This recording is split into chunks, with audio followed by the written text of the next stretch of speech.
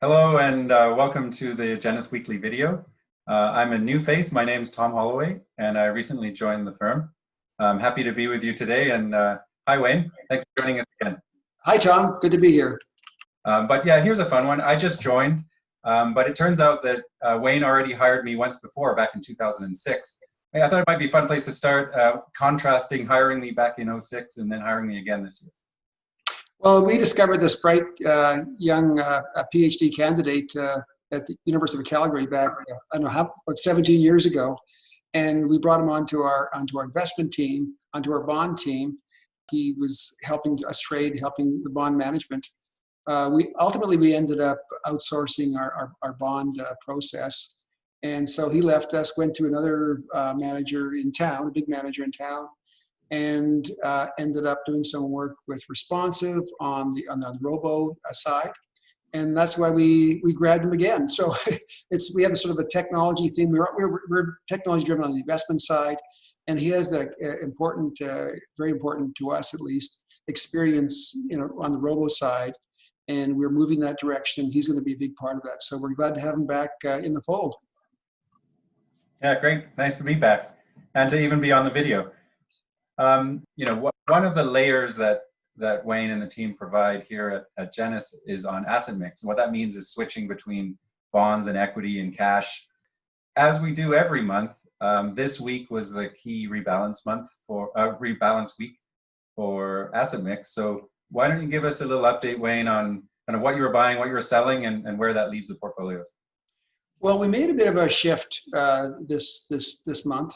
Not a big shift. We shaved some equities and put those proceeds back into spread product and corporate bonds and into our U.S. macro fund, which has high yield and corporate bonds in the U.S. So we're selling equities effectively and buying corporate bonds and high yield bonds.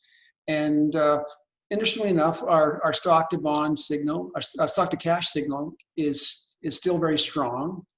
Our bond to cash signal is kind of weak, and our stock to bond signal is kind of neutral.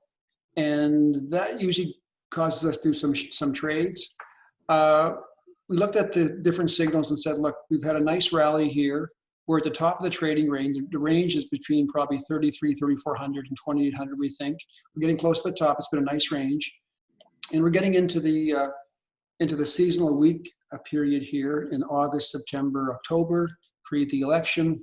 And so we thought we would take some equity off the table. We did that, about 3%, primarily from the dividend strategy, because we still see the cyclical side improving over the course of this year.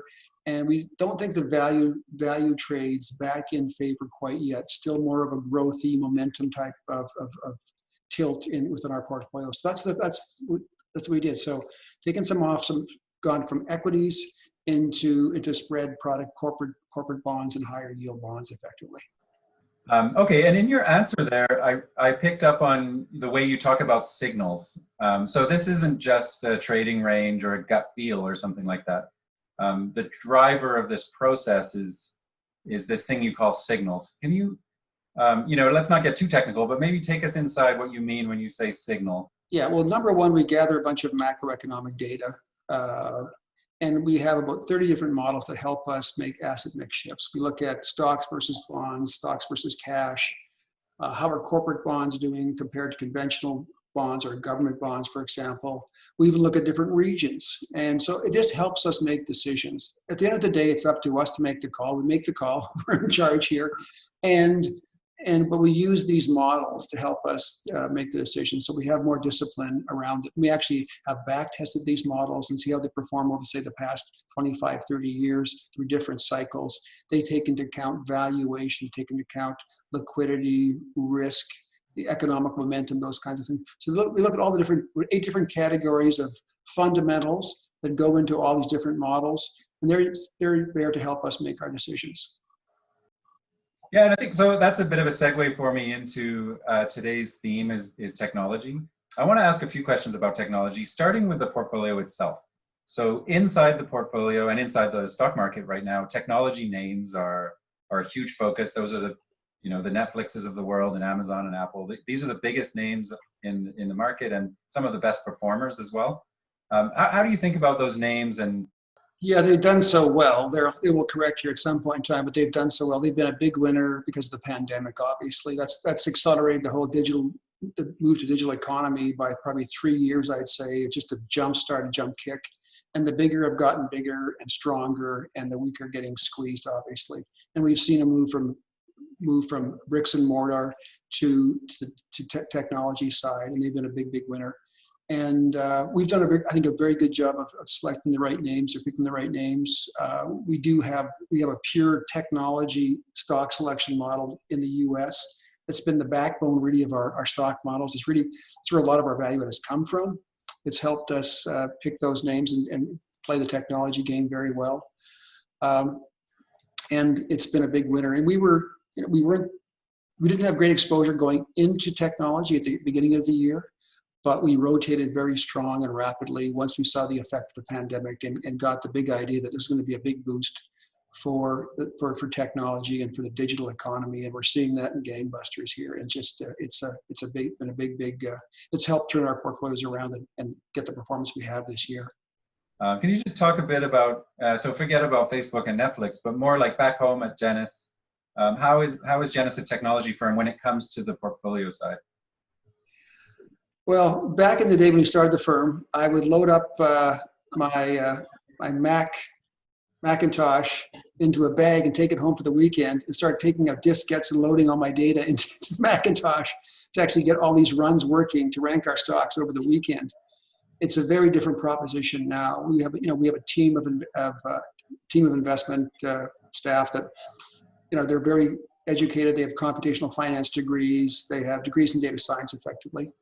We have a strong computer team, computer science professionals is actually growing. That's the fastest growing part of our department, of our firm, actually, is that department. We need more technology, and that'll even be even so going forward. We need more and more help on that side there.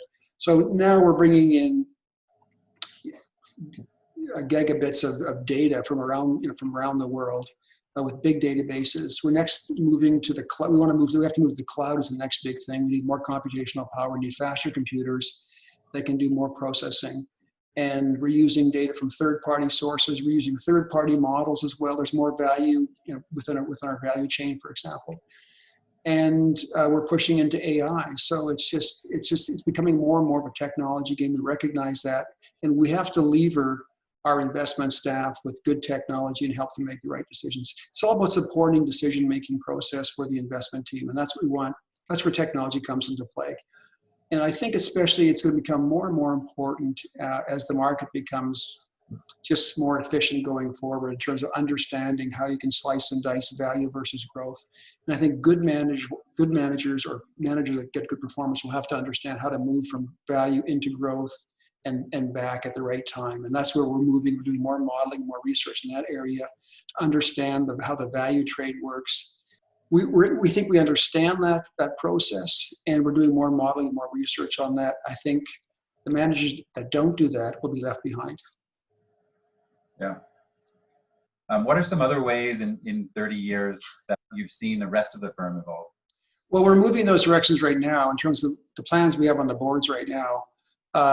Number one is to work on an interface with clients where they can actually come in, look at their portfolios on a mobile app, for example, and get everything like a robo-advisor, effectively, but with service layered on top of that. Another area is our middle office. We're looking at using more robots to help us reconcile and find errors, and that's just a labor-saving device, if you will. There's very simple robotic type rules that can help us manage a lot of these different issues and help efficiency and find and catch mistakes. Yeah, great. Well, I think the quip on this is that every firm will become a technology firm. They just have a bank logo on the door or an ice cream logo on the door, but in the background, it's basically a technology firm. Well, I think we're going to sign off, and so thanks so much for joining us, and thanks, Wayne, for your time as always. Thanks, Tom.